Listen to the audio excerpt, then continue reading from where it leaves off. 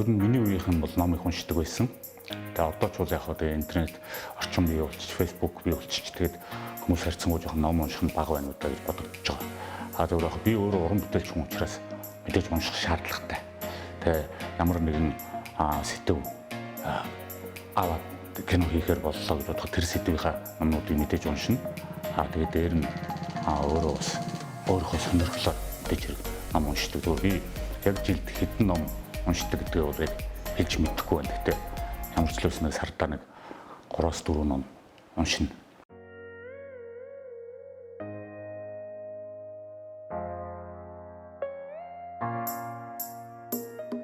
За би уран бүтээлч хүн учраас дэлгүүрт ороод хамгийн эхлээд уран зохиолын тасаг мөн соёл урлаг гэсэн тэр тасгууд дээр хэлж очдөг.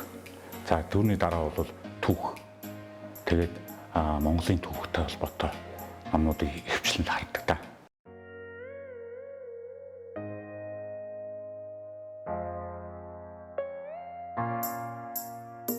Хүмүүс янз янзаар уншдаг юм байлээ. Зарим нь ингээд эхнээс нь ингээд хараад дундаас нь хараад ингээд явчихдаг. Би бол ерөөсөө яг эхнээс нь хөөжл уншдаг. Юу гэдэг одоо тийм болох харахтай ч гэдэг юм уу те. Тэгэхгүй бол ингээд дундаас нь ингээд хайцсан байх юм бол зарим юмнуудыг ойлгохгүй болох талтай шүү дээ. Тийм учраас зүгээр л анханаас нь эхлээс нь л явдаг. Ялангуяа эхний өмнөх хүүгээс нь эхэлж уншина. Ялангуяа тэр бичсэн хүн ямар хүн байна. Энэ чи ийм хүн биш үү? Ийм түүхтэй юм байна. Ингэж исэн байж гэдэг юм уу те.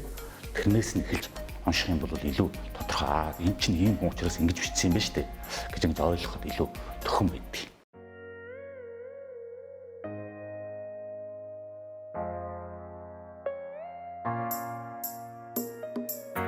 За би яг бас л нөгөө нэг уран бүтээлч хүн гэдэг утгаараа би уран бүтээлчдийн намтар дурдтгалуудыг унших илүү их дуртай. Миний хамгийн дуртай ном гэх юм бол Чимд Осоргоон тухай Хүү Болд ахын бичсэн Ариун шүтээмэн гэж ном бий. Тэр бол би дахин уншдаг.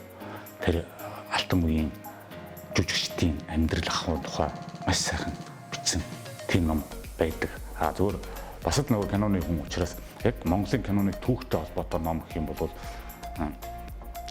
хин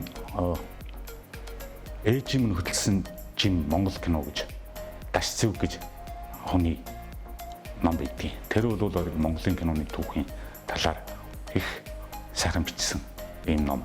Би өөрөө киноны хүн учраас киноны номыг л санал болгож байна.